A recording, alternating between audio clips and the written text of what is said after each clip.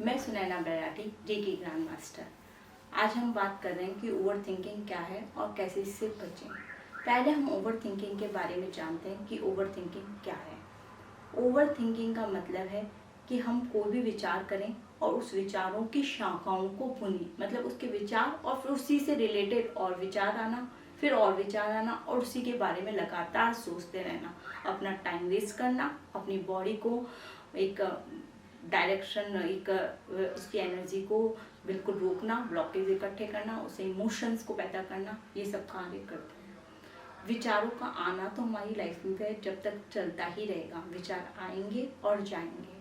ये हमारे माइंड का काम है। जैसे हमारी बॉडी के और पार्ट्स काम करते हैं, हम उन्हें तो कभी नहीं कहते कि इसको रोकें या करें, पर मन और दिमाग के पीछे पड़े रहते हैं कि नहीं, हमारे विचार नहीं आने चाहिए, ये नेगेटिव है, ये पॉजिटिव है। ऐसे लोग मेरे पास बहुत आते हैं जो इन्हीं चीज़ों से परेशान है कि हमारे नेगेटिव विचार ज़्यादा आते हैं या हमारे पॉजिटिव विचार ज़्यादा, हम उसको पॉजिटिव कैसे करें, इस तरीके की सोच को लेकर आते हैं। पर विचारों से आप परेशान बिल्कुल ना हों। ये एक मात्र विचार हैं जो आपके कल या बीते हुए कल के बारे में शो करते हैं, राइट। तो विचारों को ओवर थिंकिंग कैसे बचें, इसके बारे में हम अब बात करते हैं। विचारों की ओवर थिंक कैसे स्टार्ट होती है, जब हम शुरू में ही देखते हैं कि छोटे छोटे एग्जाम्पल्स मैं आपको बताती हूँ। जैसे हमें किसी पार्टी में जाना हो तो हमारे विचारों का आना शुरू हो जाता है। या तो आता है हम वहाँ जाएं या ना जाएं।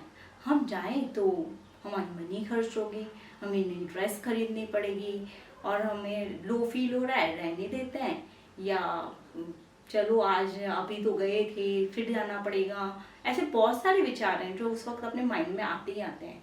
या सपोज करो आप उस पार्टी में नहीं गए, तब आप घर पे हैं, तब भी बैठ के यही सोच रहे हैं कि काश मैं उस पार्टी में चले जाता तो मेरा मूड फ्रेश हो जाता और मुझे अच्छा लगता, उन लोगों को भी अच्छा लगता जिनके यहाँ मुझे जाना था। ऐसे विचार करते हैं जो वाकई में नीड नहीं है इतने विचारों की, लेकिन आप लगातार करते ही जा रहे हैं।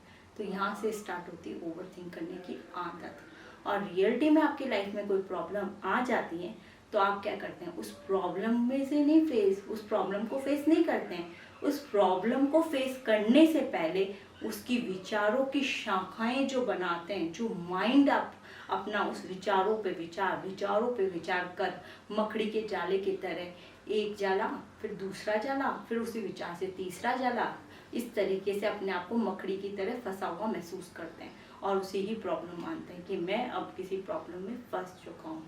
तो आप अगर आज ओवर थिंकिंग से बचना चाहते हैं तो शुरू से ही मैंने बताया कि छोटी सी सोचना ज़्यादा बंद कर दीजिए। जाना है तो जाइए, नहीं जाना तो मत जाइए। इस तरीके से आप डिसीजन लेने की पावर आपकी स्ट्रांग होती है।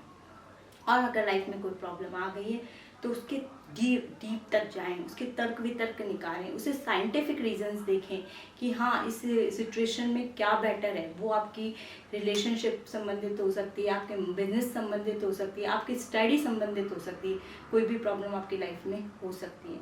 उसकी डीप तक जाएं, उसके तर्क वितर्क करें, उसे पेपर पे लिखें और फिर डिसीजन मेकिंग लें। इस तरीके से डिसीजन जब आप मेकिंग कर चुके तो उसको बिल्कुल एक पॉजिटिव पेयर के रूप में बिल्कुल छोड़ दें। उसके बारे में दोबारा विचार करने की नीड नहीं पड़े। इसे कहते हैं परफेक्ट विचार, परफेक्ट सॉल्यूशन जो आप अपने माइंड से निकाल चुके हैं। तो आप उस प्रॉब्लम का सॉल्यूशन भी निकालेंगे और अपने आप को परेशान भी नहीं समझेंगे।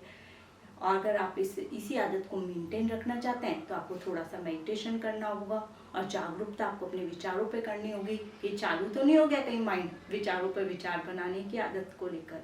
इस तरीके से आपको विचारों का एक पूरी अवेयरनेस रखनी पड़ेगी। और अवेयरनेस आती कहाँ से, वो थोड़ी सी मेडिटेशन से आती है। मेडिटेशन आपके विचारों को क्लियर करता है, ना कि आपके विचारों को शून्य। Thank you God, thank you God, thank you. अगर आपको मेरा वीडियो अच्छा लगा हो तो इसे लाइक और शेयर जरूर करें।